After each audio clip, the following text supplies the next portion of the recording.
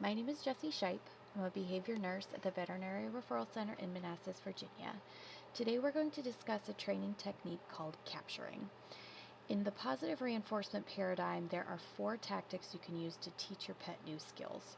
Capturing is the most passive way of teaching. It relies on the animal performing a behavior unprompted and on its own. As the handler, your job is simply to sit back, wait for it to happen, and then reward the behavior when you see it. With our dog today, I'll be demonstrating how to teach a down using capturing. There are 4 basic steps to capturing. The first one is manipulating the environment. I want to set my dog up for success by ensuring he will perform the behavior on a steady interval. For a down, I limit the dog's ability to wander off by keeping him on leash, and I limit distractions by keeping the other dogs out of the room. Next, when he does perform the behavior, I need to somehow reset him. This means I give him the treat in such a way that he comes out of the posture that I'm going for. He can't lie down again if he's already lying down. If he has to get up for the treat, he's primed to offer me that down behavior once again. The next 2 steps involve putting the behavior on cue and then checking for stimulus control. We'll discuss this in more detail in part 2. At first, the dog is going to have no idea what it's being rewarded for. Over time, however, they start to see the trend. Oh, every time I do this behavior, I get rewarded for it. You can even see the shift in their understanding sometimes. It's a lot of fun to watch. Let's meet our dog. This is Dakota. He's a 10-year-old Australian cattle dog mix. He was rescued by his family 1 to 2 years ago. His history is unclear, but he likely didn't have any formal obedience training. Based on my initial assessment, the only cues he sort of knows are sit and come. He's a bit of an anxious dog. In the video, you'll see him panting, yawning, and lip licking a lot. These are all signs indicating he's under stress. As this is Dakota's very first capturing session, it's going to be a struggle for him. He's stressed, he doesn't understand what's being asked. Dogs have to learn how to learn this way.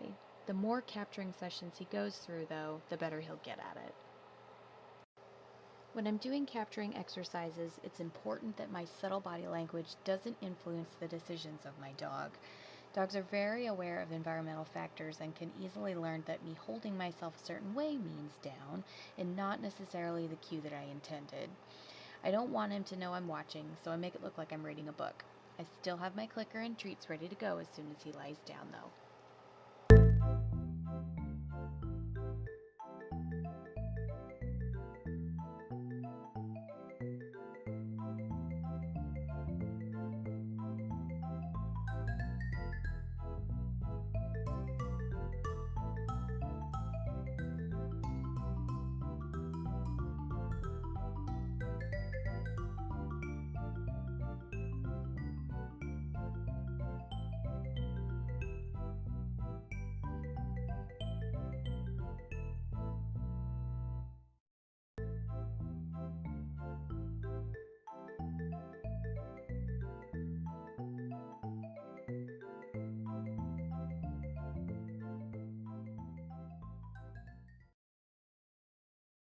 Phew!